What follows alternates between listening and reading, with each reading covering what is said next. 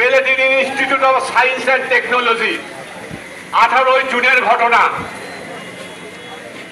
চতুর্থ বর্ষের ছাত্র ইয়ামিন MISTর ছাত্র, বিজ্ঞান প্রযুক্তি চতুর্থ বর্ষের ছাত্র।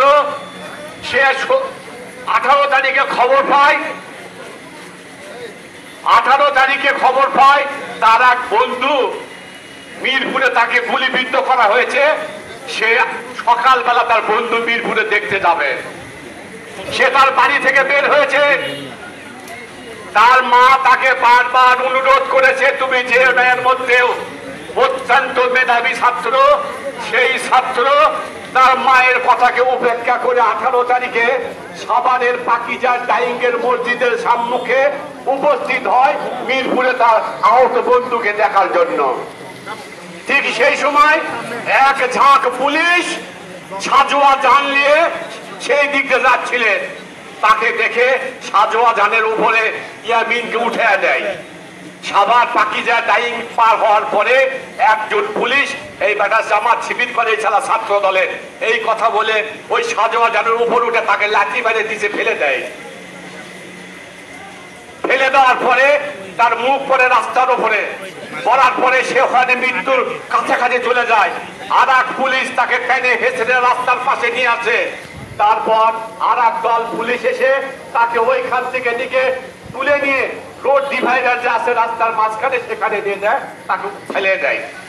কিছুক্ষণ পরে ছেলে মারা যায়। মারা যাওয়ার পর কিছু ছেলে ফেলে তার বন্ধু বান্ধব জানতে পারে ইয়ামিনকে হত্যা করা হয়েছে। ইনাম মেডিকেল কলেজ সাভারে তাকে নিয়ে যাওয়া হয়। এদিকে তার মায়ের কাছে খবর যায় তার সন্তানকে হত্যা করা হয়েছে। তার মা খবর শোনার পরেই সে যখন ইনাম মেডিকেলে যায় তাকে লাশ দেখতে দেওয়া হয় না। তার বাবা মহিউদ্দিন খাবার পেশারে চাকরি করতো। সে বলছিল, আমার ছেলের লাশকে আমাকে দিয়ে দাও, আমি কুষ্টিয়া আমার গ্রামের বাড়িতে তাকে দাফন করব। কিন্তু পুলিশ কুষ্টিয়াতে খবর পাঠায় এখানে কোনো ইনফরমেশন দেওয়া ছাড়া কোনো ছাত্রের লাশ দাফন করা যাবে না।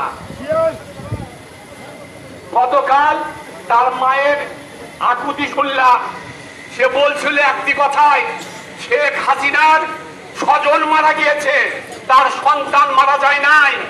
স্বজন মারা যাওয়া আর সন্তান মারা যাওয়া দুটোর মধ্যে আকাশ পাতাল পার্থক্য রয়েছে।